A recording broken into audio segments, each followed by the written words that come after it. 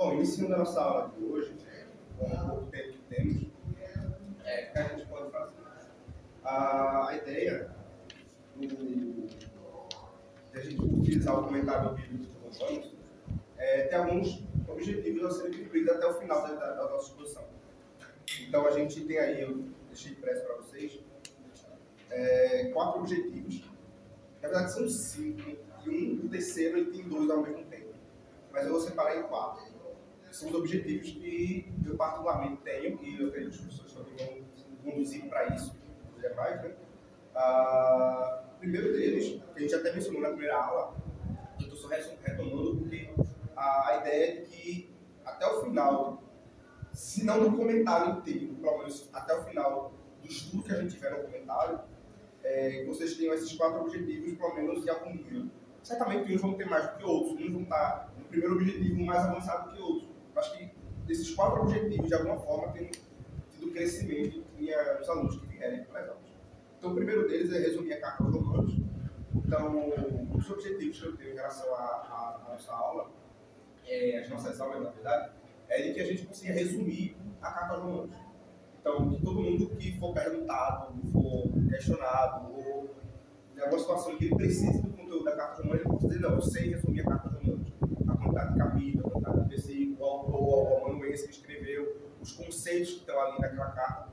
Então, que tudo ali possa ser facilmente resumível por aquele que participou das aulas. Segundo, memorização do versículo-chave. Então, obviamente, isso aí a gente vai trabalhar um pouco mais para frente, mas a gente consiga ter memorizado alguns versículos do livro de Romanos, justamente porque são versículos muito bons e muito importantes para a caminhada de evangelização, porque o tema do livro de Romanos é a justificação pela fé, que é a síntese do que é o Evangelho, a boa notícia de Cristo. Então, uma pessoa que sabe resumir Romanos é uma pessoa que sabe explicar bem o Evangelho, não tenho a menor dúvida disso. Então, o terceiro, e aí a gente começa a aprofundar um pouco mais, que é o meu foco de hoje, que é o terceiro objetivo, que é conectar textos da carta a doutrinas sistemáticas, teologia, e aplicá-las à sua vida prática. E esse aqui, o terceiro objetivo, ele é o meu mais audacioso, e é o que eu vou focar com um pouco mais de detalhe na aula de hoje. Por quê? Porque a gente normalmente olha para a Bíblia e às vezes a gente não percebe as doutrinas que estão lá. Então a ideia mesmo é que a gente vai começar a ter um olhar na Bíblia, um olhar doutrinário. E antes da gente pegar essa palavra doutrina, a gente pensa doutrina. Aí tem igreja que pensa, qual é a doutrina dessa igreja? Pensa que, não pode usar brinco, não pode usar isso. Isso não é doutrina. Isso não é doutrina. Isso é a prática da igreja. Aquilo ali é os usos e costumes da igreja. Mas o que é doutrina? E para o que a gente vai fazer aqui, eu vou usar a palavra doutrina e...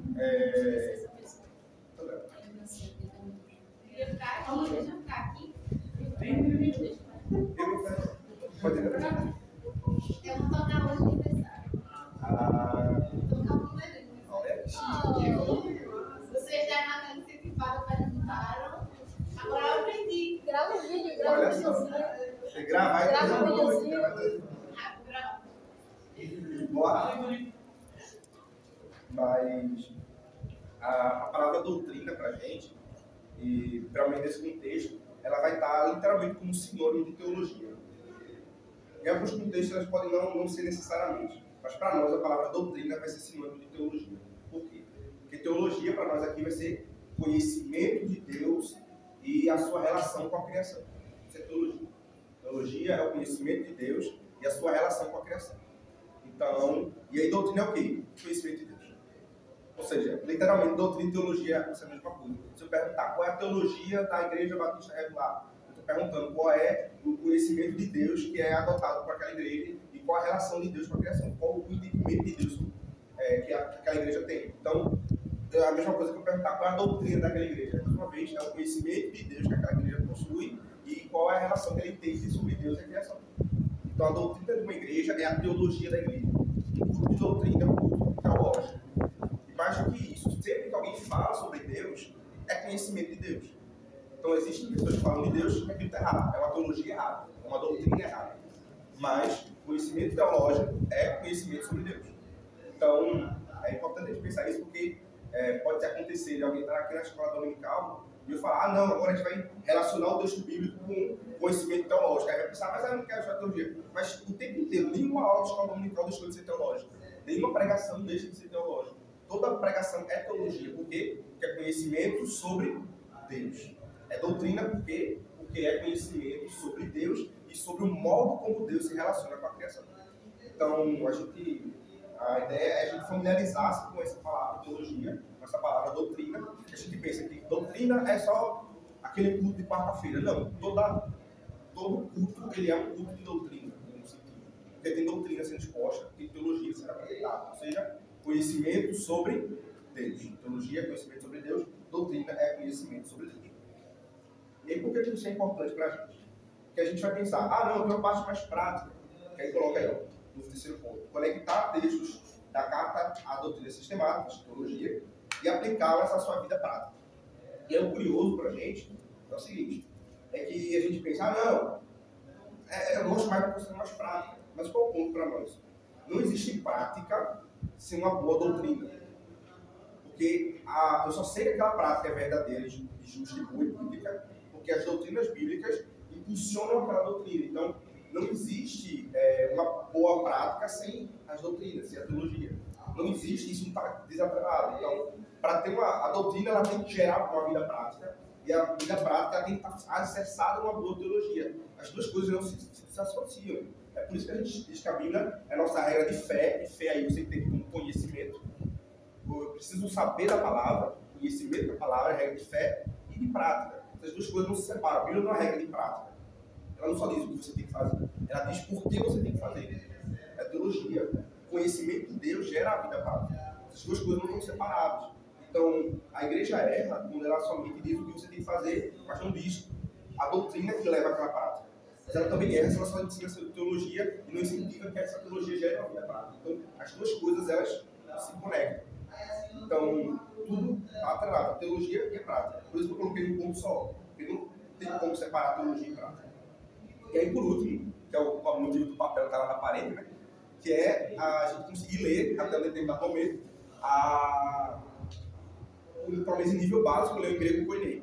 Então, eu espero que, pelo menos em determinado momento, vocês consigam ler algumas palavras em grego, em nível mais básico, obviamente, mas que vocês consigam ler o texto bíblico em grego. E aí eu vou tentar trazer isso, obviamente vai demorar um tempo, mas a gente vai tentar fazer isso com mais cautela e mais calma. Então, dados esses 4 objetivos, eu vou tentar sempre reiterá-los, para que a gente possa perceber se a gente está avançando ou não neles. Mas aí eu queria que a gente avançasse lá para baixo, e aí, objetivos específicos. Esse primeiro objetivo específico,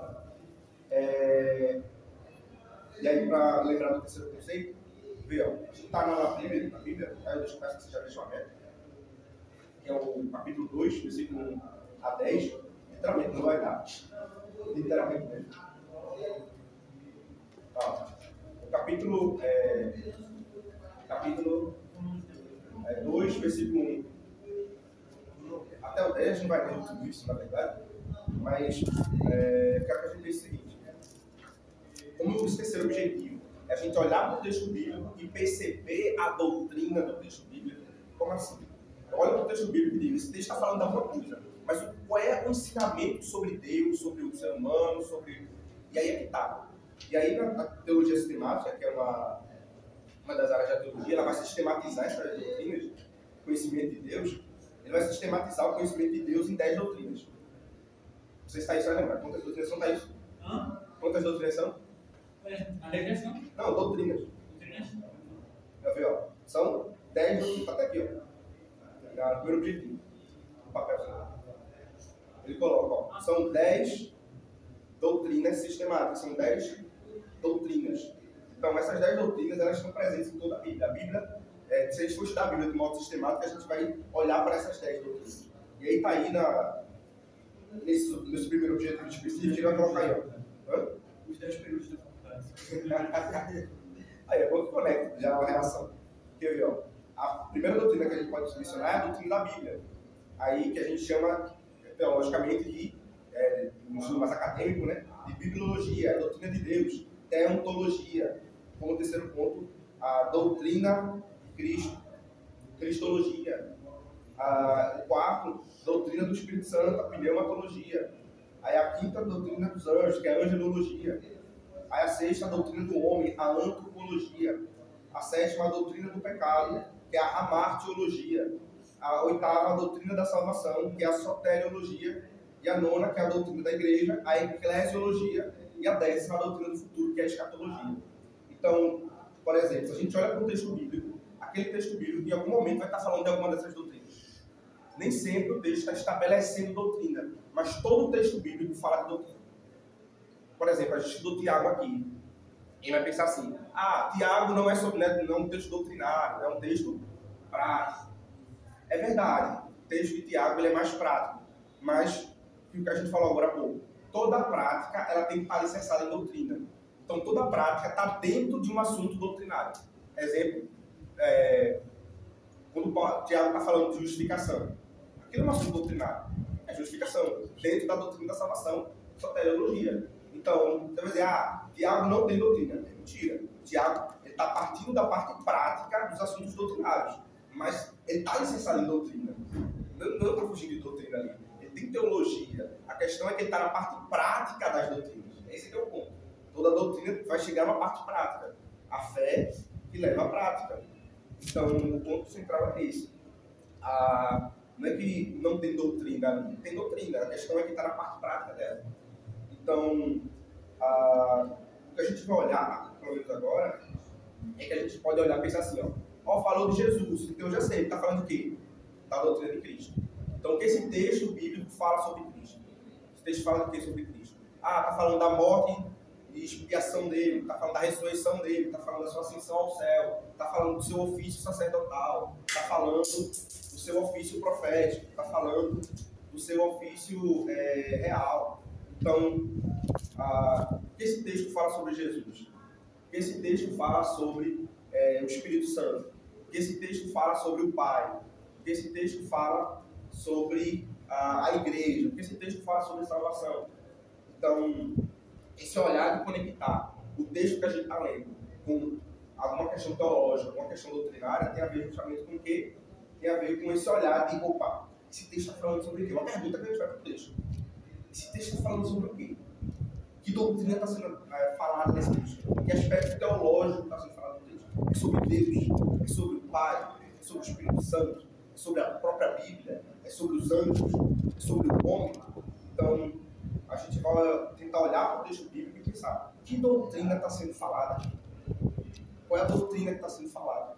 E aí você vai pensar, falou de anjo, então ele está falando de angelologia, que é a doutrina dos anjos. Falou de Jesus, então é cristologia, é a doutrina de Cristo. E eu sei que é o primeiro momento que a gente está falando isso aqui, mas é interessante que a gente possa olhar para o texto bíblico e pensar, caramba, tem um assunto sendo falado aqui. E a carta aos Romanos, ela é profundamente soteriológica e cristológica. Vai falar de quem? De Cristo e da salvação. Doutrina de Cristo e doutrina da salvação.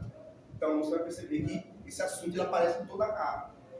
Mas é curioso, porque mesmo que um assunto seja o principal, como é aqui a carta aos Romanos, da soteriologia, da doutrina da salvação, aqui em Romanos, não significa que as outras doutrinas não apareçam.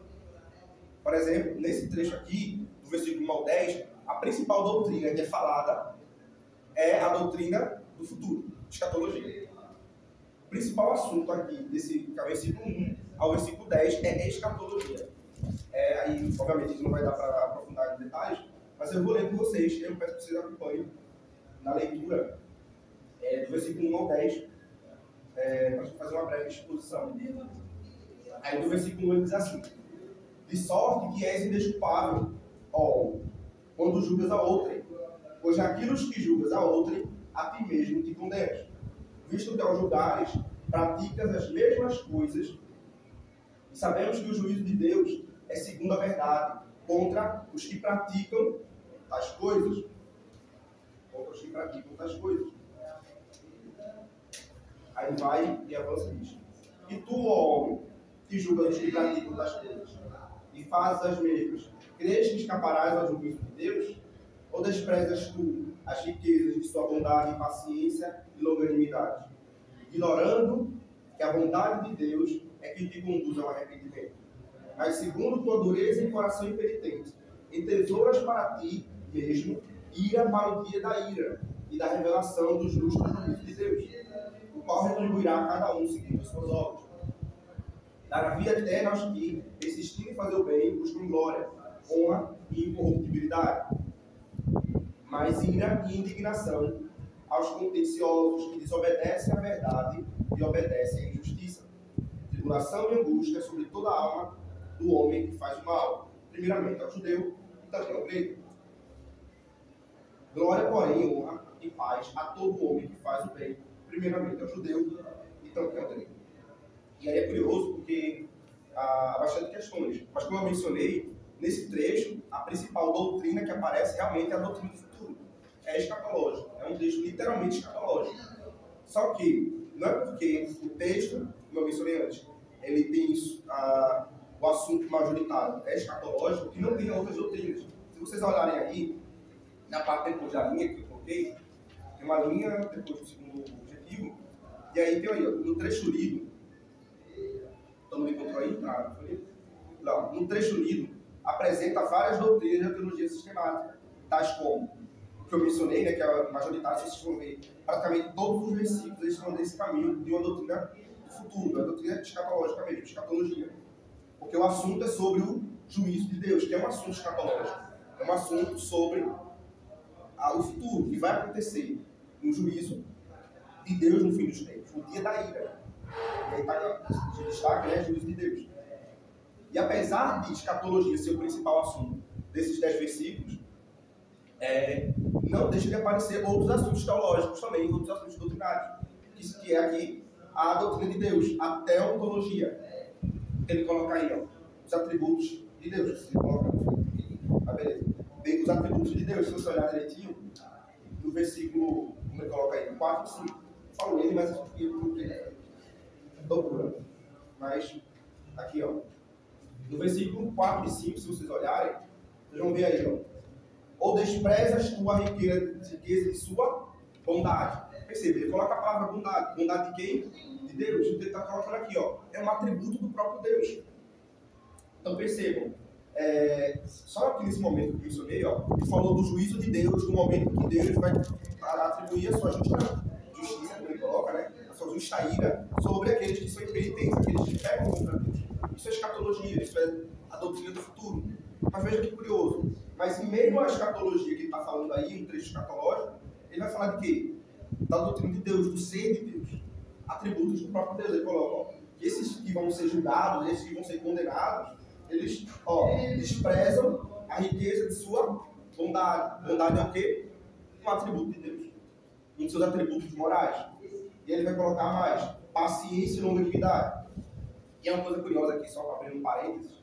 O texto bíblico, ele às vezes coloca, tem uma característica, tem um termo técnico, que é paralelismo. Às vezes ele vai falar 2 vezes a mesma coisa para enfatizar essa característica. Porque paciência e longanimidade são a mesma coisa. É o mesmo atributo, é o atributo da paciência. Então, paciência e longanimidade são a mesma coisa. Só que você vai dizer, mas por que ele coloca 2 vezes? Por exemplo, se você lembrar, se tiver lido, vai lembrar, mas tipo, tem um momento que os evangelhos vão mencionar. Jesus curava as enfermidades e outro tempo que eu esqueci agora. As enfermidades e as doenças. Assim, as enfermidades e doenças são a mesma coisa. A gente vai tentar fazer teologia em cima disso, dizer que enfermidade e doença são coisas diferentes. Mas não, são sinônimos. Enfermidade e doença são sinônimos. Mas qual é a questão? Mas para enfatizar aquelas questões, se coloca 2 vezes a mesma palavra. Isso acontece muito nos salmos, de repetir, de paralelismo. Então, os próprios evangelhos são um exemplo de paralelismo. Eles repetirem os evangelhos sinóticos. Mateus, Marcos, Lucas, repetem narrativas de modo extremamente semelhante. Eu vou fazer por isso uma vez, quando ao invés de escrever textos em português, eu vou passar para a igreja. Aí muitas vezes a própria palavra se repete, porque não tem palavra que seja praticamente a mesma coisa e volta a mesma palavra no texto. Isso, exatamente. E ele coloca juntinho assim, justamente para enfatizar aquilo. E aí você percebe que ele está enfatizando paciência, esse atributo de Deus, esse atributo, mais uma vez, moral de Deus, o caráter de Deus, para enfatizá-lo. Então ele fala da bondade, e ele fala da bondade também lidando com a paciência e com a longanimidade, que são atributos morais de Deus. E ele diz, ignorando que a bondade de Deus é que te conduz ao arrependimento. E aí você vê o 5, como eu mencionei aqui no papel que está com vocês, mas segundo a dureza e coração impenitente, em tesouras para ti, ele vai falar de outro atributo de Deus, que é a ira.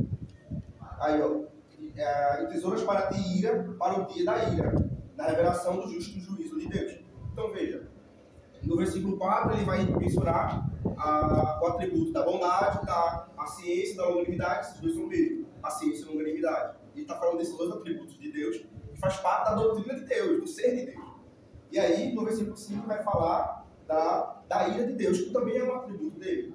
Deus ele também é um Deus que se ira. Do mesmo jeito que ele é um Deus bondoso, que ele é um Deus que é paciente, ele é o Deus que vai manifestar sua ira no momento do seu justo juízo. Então, ele não está dando um contraste como se fossem duas coisas opostas. Não, é o mesmo Deus. Então, é um Deus que é bondoso, mas também é um Deus que manifestará sua ira no dia do juízo. E é curioso porque a gente vê essas doutrinas sendo apresentadas aqui. Os atributos de Deus, vimos que também é escatológico, mas é curioso porque também, no terceiro momento, que é um pouco mais difícil de perceber, mas ao mesmo tempo ele também está falando da doutrina da salvação, que é o principal assunto da carta aos Romanos, que é a doutrina da salvação. Doutrina da salvação. Que é a doutrina da salvação. Então, quando ele fala aqui, ó, que Deus dará, no versículo 7, na verdade, versículo 6, ó, o qual retribuirá a cada um segundo as suas obras. E no 7 ele diz, dará vida eterna aos que persistirem em fazer o bem, buscam glória, honra e incorruptibilidade. E aí ele está falando de que esses que buscam glória, honra e incorruptibilidade, eles alcançarão o quê? Vida eterna, vida eterna, dará vida eterna a isso. Só que aí é uma coisa que a gente pode pensar, e aí é um assunto que não dá para a gente aprofundar agora, que até tem a fala do Calvino, é o único trecho que vai dar para ler, pelo tempo que a gente tem. Mas ele diz, né? Ele diz, ó, a punição, a condenação, tem gente que vai dizer que não, mas o texto é claro que a punição ela é de acordo com o quê? Com as suas obras. Tanto é que, se a gente for puxar para Apocalipse, o livro das obras será aberto e eles serão condenados de acordo com suas obras. A salvação, ela é graça, mas a condenação não é graça, é obra mesmo. A condenação é mediante suas obras. O pecado vai ser de acordo com aquilo que você literalmente entesourou para si. Então a condenação é mediante as obras. Porque se eu não estou em Cristo, eu não estou lavado pelo seu sangue. Então Deus não olha para mim e não vê Cristo. Então vai ser o quê? Vai ser eu mesmo. Eu vou ser punido por ser eu. Então as minhas obras vão me acompanhar. E aí de mim, porque se um pecado é digno de condenação eterna, me diga quantos pecados nós temos um lado. Ou seja, ou eu estou em Cristo e nenhuma condenação há, e Deus Pai olha para mim como alguém que está literalmente justificado pela obra de Cristo, ou seja, a minha culpa foi colocada nele, e a justiça de Cristo agora está colocada em mim. Ou seja, eu sou pecador ainda, mas a justiça de Cristo é colocada em mim. Então, aos olhos de Deus, eu já sou perfeito. Por quê? Porque na prática a minha santificação chegou a um nível mais alto? Não. Mas porque a justiça de Cristo está colocada em mim. Então, eu sou tão incondenável agora como eu vou ser incondenável no final. Porque não é minhas obras que vão me tornar mais ou menos justo diante de Deus. Mas a justiça de Cristo foi imputada em mim. Então é essa a questão da justificação pela fé que vai ser trabalhada ao longo de todo o livro. Mas a questão toda aqui é: condenação será por obra, a justificação não. Só que ele fala aí, olha, mas ele vai dar vida eterna para quem? Para aqueles que persistem em fazer o bem e buscam glória e honra e incorruptibilidade. Isso não está em desacordo com o que Paulo vai falar sobre a justificação pela fé somente, que vem mediante a graça, por causa da graça. Mas ele está falando aqui de que esses que são alcançados pela graça, eles vão persistir de fato em buscar a glória de Deus, vão buscar a honra do Senhor e essa incorruptibilidade, no momento em que eles serão incorruptíveis, que não terão mais pecado e que não mais morrerão. E aí, um trecho que Calvino fala aqui, ele diz assim, ó, cadê? Ele vai falar nesse momento ali, um pouco maior. Ao punir a perversidade dos réprobos com justa vingança, o Senhor lhes dará o que realmente merecem. É o que o Calvino está falando. É obras, eles merecem isso. Quem vai ser condenado, vai ser condenado porque merece, porque sua punição é adequada ao juízo que lhes é devido. Mas ele diz mais.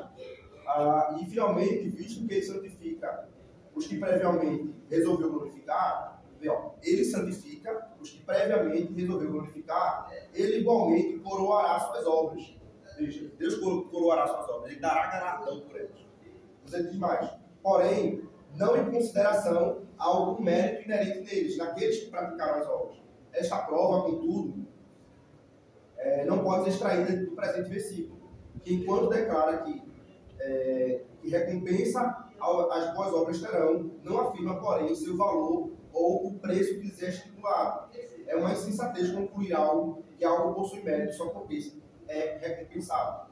Então, é um pouco complexo aqui, mas ele está falando o seguinte, veja bem, o perverso, o réprobo, ele realmente vai receber o que merece. Ele vai dizer, ó, eu mereço estar aqui, é merecimento, completamente. O réprobo, aquele que será condenado, é esse o merecimento dele. Mas aquele que vai receber o galardão, como Paulo diz aqui, a glória, a honra e a incorruptibilidade, esses que buscam isso, que praticam as boas obras, é Deus que os santifica. Foi Deus que os chamou para um momento de glória. Então, é Deus que está agindo através dele. Então, o merecimento e o mérito não é daquele que pratica a boa obra, é de Deus. Então, quando eu faço caridade, quando eu prego, quando eu oro, quando eu faço obras boas para Deus, pratico as famigeradas boas obras, elas são méritos do próprio Deus, porque é Deus atuando através de mim. Como diz em Filipenses, o apóstolo Paulo, capítulo 2, versículo 3, ele diz, olha, é Deus que efetua o querer e o efetuar. Quando eu desejo fazer boas obras, é Deus gerando isso em mim. Quando eu faço boas obras, é Deus fazendo através de mim. E recentemente eu vi, é como se a gente realmente fosse uma luva nas mãos de Deus, e Deus agindo. Deus diz, olha só, tá vendo? Aquilo está sendo praticado, eu estou naquele momento de boas obras, mas não, é Deus em nós praticando aquelas obras. De modo que eu não posso dizer, olha só, como eu sou bom. Não, olha como Deus é bom usar uma luva velha como eu para fazer boas obras. Era uma luva suja, era uma luva velha, uma luva que não merecia ser usada pelo Deus da glória. Mas o Deus da glória decide pegar essa luva, decide pegar essa caneta, colocar ele mesmo a tinta e ele mesmo utilizar aquela caneta. Então, esse é o ponto. É Deus que usa. Então, a salvação ela é por graça, ela é porque Deus usou de misericórdia e decidiu assim fazer. E, obviamente, a gente não tem tempo, mas esse é um dos pontos que a gente ia abordar. Então, perceber que essas três doutrinas elas aparecem ali. Não porque a doutrina da salvação é o assunto principal do livro de Romanos, que outras doutrinas não vão aparecer. Então a gente percebeu que nesse trecho ele está lidando com escatologia, o juízo final. Mas também a gente vê que a doutrina da salvação também está presente. Mas a gente também percebe que tem doutrina de Deus, atributos de Deus estão ali presentes. Então tem várias doutrinas que estão presentes no texto e a gente só precisa ter esse ímpeto de perguntar que doutrinas estão sendo apresentadas no texto bíblico. Está falando de doutrina da salvação? Está falando de escatologia? Está falando de doutrina do futuro? Está falando da doutrina de Deus? Está falando dos atributos de Deus? Então, é o olhar de perguntar para o texto e dizer o que é que o texto está falando, que doutrinas estão sendo apresentadas. E essas doutrinas, como eu mencionei mais cedo, elas sempre nos levam à prática. A doutrina é um caminho para a prática. Toda prática que não está baseada numa boa doutrina, ela é uma doutrina falsa. Porque ela tem que estar alicerçada. Então, a gente olha para aqui. O que é que a gente aprende da doutrina do futuro, de prática para nós? Haverá um dia de juízo. E nós devemos nos preparar para esse momento de juízo. Veja, não é porque eu estudo escatologia, doutrina do futuro, que isso não tem a ver com o meu hoje. Haverá um dia de juízo. E eu devo olhar para mim e dizer, eu devo viver como quem vai estar naquele momento de juízo. E eu devo olhar como aquele que não quer estar no momento de condenação, mas no momento de glória. E essa questão dos atributos de Deus, de olhar para um Deus que é bondoso, mas também é um Deus que se ira. Então, perceber esse contraste da doutrina do futuro, mas também ver o contraste da doutrina de Deus. De um Deus que ele é complexo, de um Deus que é grandioso, de um Deus que é maravilhoso. E olhar para o futuro e olhar para Deus também com um olhar de quê? De lembrança de que essas coisas são graciosas, são graças de Deus, e não por obras. Então, foi muito tipo, acelerado. Mas eu espero que ela provavelmente tenha esse olhar de conectar que doutrina não está desvencilhada de prática. E nunca tem prática na Bíblia sem que isso esteja alicerçado de uma boa doutrina, como eu mencionei. Não é porque o livro de, por exemplo, de Tiago, ou a última parte de Romanos, é mais prática, que isso não está alicerçado em doutrina. Então, se você olha para a prática, momentos práticos da Bíblia, você sabe que aquilo ali está alicerçado em boa doutrina. Então, quando a gente pensa na prática, se isso não está alicerçado em boa doutrina, aquilo ali pode gerar engano na igreja. Faça isso. Mas está alicerçado em boa doutrina? Não, muito provavelmente aquilo é uma doutrina inventada por homens, como muitas igrejas falam tanto de prática, e aí inventam prática, porque não tem boa doutrina.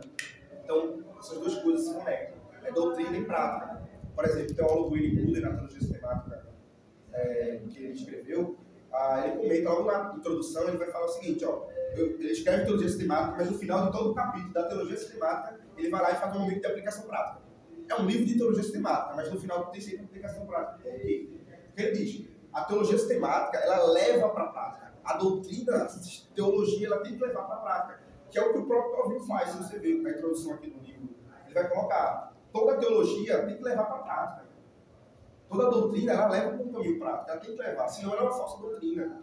Por isso que o Calvino diz, olha, se ela não leva para um caminho prático, ela provavelmente é uma falsa doutrina. E a gente pensa, mas tem doutrina que é difícil levar para a prática. É, mas toda doutrina tem uma aplicação prática. Eleição incondicional, parece que tem nada, mas você vai ver lá.